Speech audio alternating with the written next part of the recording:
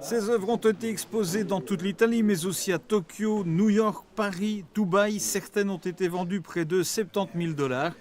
En cette seconde quinzaine du mois d'août, c'est au château de Waru que le peintre napolitain Antonio Nunziante les découvre accrochés. Dans ces espaces où on croise aussi Magritte, Delvaux, Dali, une proximité qui lui convient parfaitement. Je suis un peintre qui fait des travaux entre la métaphysique et le surréalisme. Et je pense qu'il y a un ensemble bon. Les tableaux choisis pour cette exposition comportent une part de mystère, de rêve, sont porteux souvent d'une forme de solitude et de silence.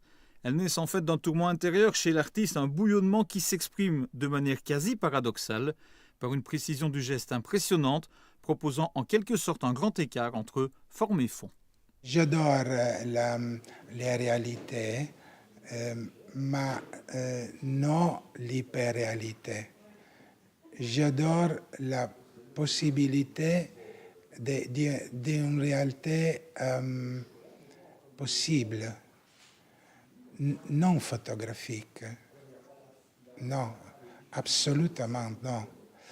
La métaphore, c'est très importante pour la lecture de mes œuvres. Le langage, c'est plus facile.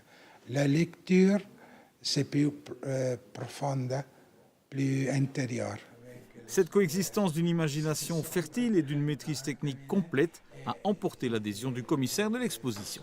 Il a une technique tout à fait exceptionnelle. Il utilise des pigments naturels, il travaille à l'ancienne, de la tempéra à l'œuf, etc. Donc il a, je dirais, une qualité technique et surtout une imagination.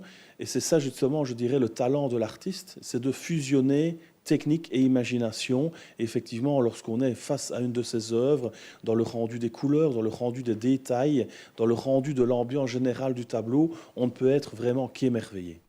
Nunziante est aussi sculpteur. Plusieurs de ses œuvres agrémentent l'exposition qui est visible au château de Waru jusqu'au 3 septembre prochain, accessible du mardi au dimanche dans l'après-midi.